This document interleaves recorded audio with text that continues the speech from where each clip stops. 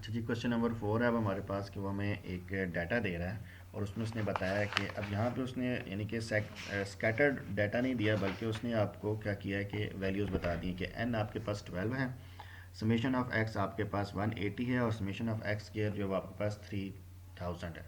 तो हमने क्या मालूम करना है, फाइंड कोफिशिएंट ऑफ वेरिएशन। अच्छा, अब ये बहुत ज़बरदस्त और अहम क्वेश्चन है, ठीक है, इसको आप मार्क कर लें क्वेश्चन नंबर 4 को एज इम्पॉर्टेंट। उसकी रीज़न ये है कि देखें, लिखने में ये बहुत छोटा है क्वेश्चन, लेकिन इसके अंदर सारा कंसेप्ट जो है ना वो नचोड़ के एग्जामिनर आपसे पूछ लेगा। यानी कि आपने मालूम तो कोफिशिएंट ऑफ वेरिएशन करना है, लेकिन कोफिशिएंट ऑफ वेरिएशन आप मालूम नहीं कर सकते मीन और स्टैंडर्ड डेविएशन मालूम किए बगैर, क्योंकि कोफिशिएंट ऑफ वेरिएशन का जो फार्मूला है सी वो इक्वल होता है आपके पास S by X multiply by 100। यहाँ इन्होंने फार्मूले में मल्टीप्लाई बाई 100 नहीं लिखा, लेकिन यहाँ इन्होंने सॉल्व करते हुए कर लिया।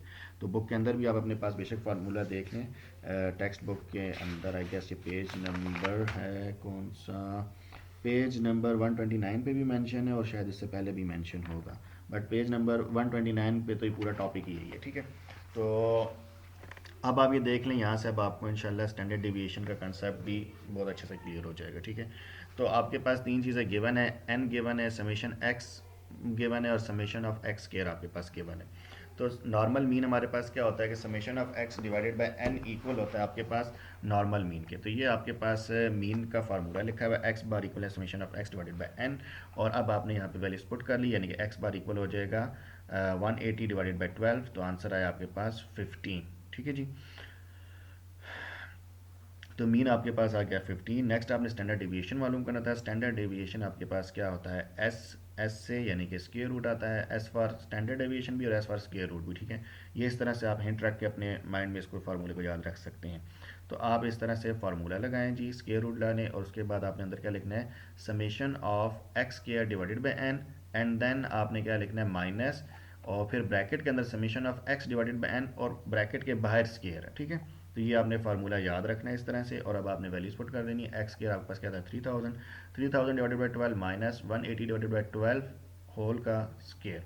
तो अब आप जब इसको करेंगे तो आपको पता है ये तो मीन ही है, यानी कि तो इधर आप क्या करेंगे 15 आ जाएगा, 15 का स्क्वायर ले लें और 250 माइनस 15 का स्क्वायर कर लें, तो ये आपके पास बनता है 15 का स्क्वायर 225, 250 माइनस 225 करेंगे तो 25 आ जाएगा, और अंडर रूट लेंगे तो आपके पास 5 आ जाएगा। तो यहाँ से अब आपके पास जो स्टैंडर्ड डेविएशन है एस वो आपके पास 5 आ गया, और मीन आपके पास एक्स जो है वो आपके पास ऑलरेडी आपके पास एक्स जो है वो क्या आया है, यानी कि मीन 15 आया, ठीक है। तो अब आपके पास क्या आ जाएगा formula, C dot B equal F S divided by X bar, यानी कि standard deviation divided by mean multiply by 100। अपने वैल्यूज पुटअप की और आपके पास आंसर आ जाएगा कि कोफिशिएंट ऑफ वेरिएशन जो वो क्या है 33.33%। ये क्वेश्चन बहुत इंपॉर्टेंट है और बहुत आसान है, प्लीज़ इसको अच्छे से समझने के बाद इसको प्रैक्टिस करें और इस फार्मूले को याद कर लें। नेक्स्ट है, अच्छा नेक्स्ट हम अगली वीडियो में देखते हैं।